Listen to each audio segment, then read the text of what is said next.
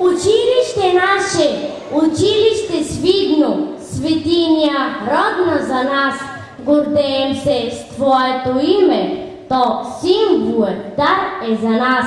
Тебе по-красиво няма, под свода ни лазурно син, в гърдите ни запали пламък и той гори неугасим. На воля в Тебе се живее и диша в Тебе родна реч. Тя също ручей чист целее, звъни, звъни, отлита надалеч. В класа, приведени на чина, мечтаем, учим и четем. В теб, училище любимо, щастливи в труд и мир растем. Училище наше, любимо, ти палиш в сърцата мечти, щастливите детски години, с дружини с науката ти.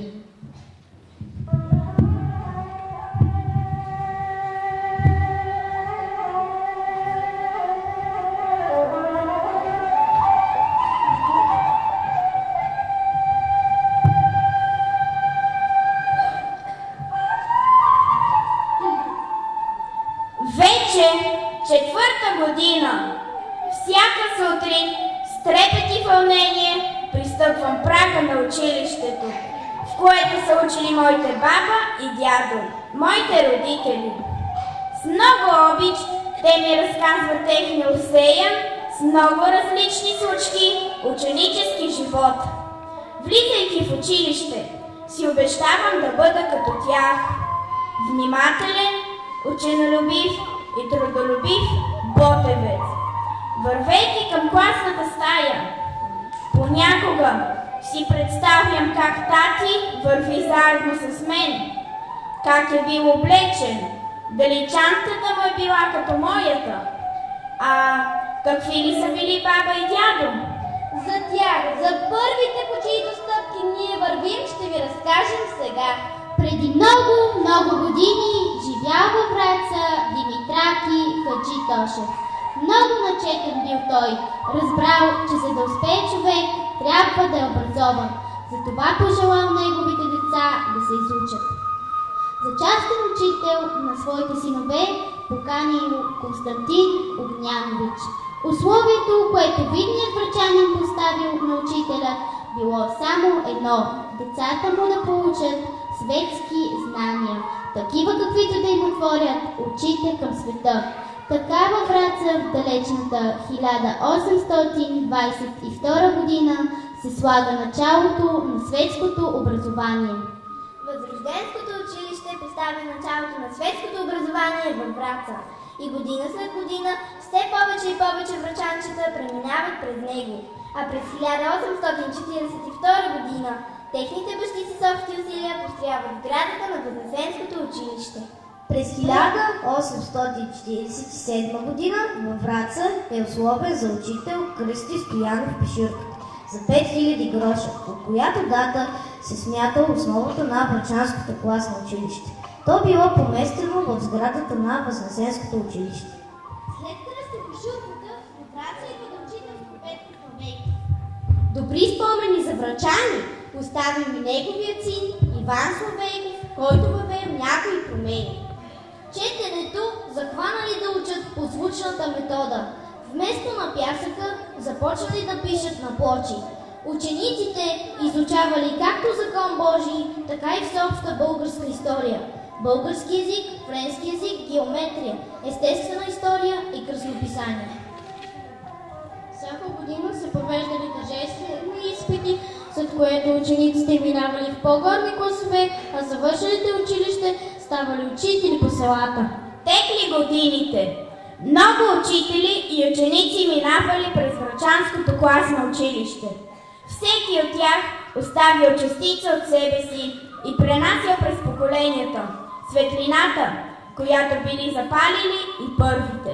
С освобождението на България настъпили промени в образователното дело. Започна усилен строеж на училища. През 1895 година била построена сегашната двуетажна сграда. През 1907 година Министерството на просвещението издава указ, с който се поставят основите на гимназиалното образование. Врачанската мъжка гимназия е наследник на Възрожденското училище на Константин Огнянович. През 1947 година, в знак на признателност и преклонение пред подвига на Христо Ботев, гимназията започва да носи неговото име.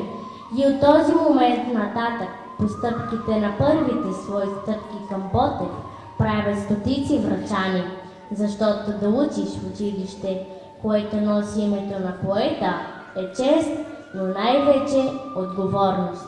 През 2006 година прага на училището прекрачваме и ние, малките ботевчета. Вървим по изтритите стълби, стълбите, които пазят спомена от стъпките, плахи, забързани, устремени. Стълбите, изтритите от стъпки стълби, по които изкачвайки се, ботевците израстват. Стълбите, които ни водят нагоре, нагоре и още по-високо към знание и духовност. Стълбите, по които е ходил не един истински българин. Днес те не се виждат, но са съхранени. Съхранени са под мрамора, символ на новото. Но ние знаем, че те са там и усещаме духа им. Усещаме пулса на първите. По техните стъпки вървим. Правим своите стъпки към Ботев.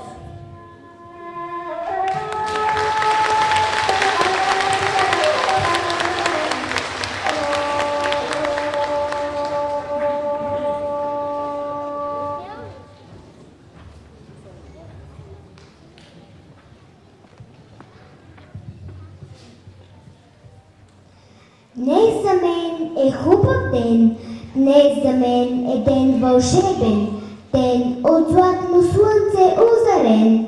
Моето училище любимо, празник има в този ден, в този час празнуват с нас майки, баби, татковци и лели, дядовци с косици побелели, чичковци с напукани ръце, батковци и каки устремени, всичките с ботевско сърце. Ботевче съм и се гордея с това.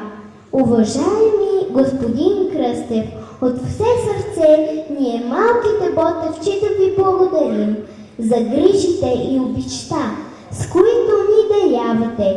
Заповядайте на сцената.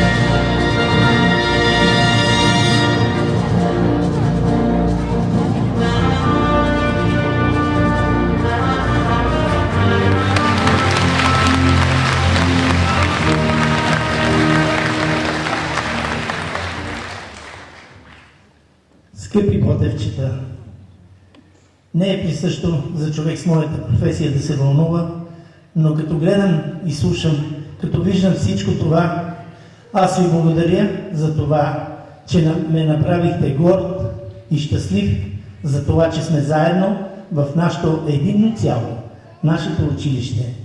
Училище, в което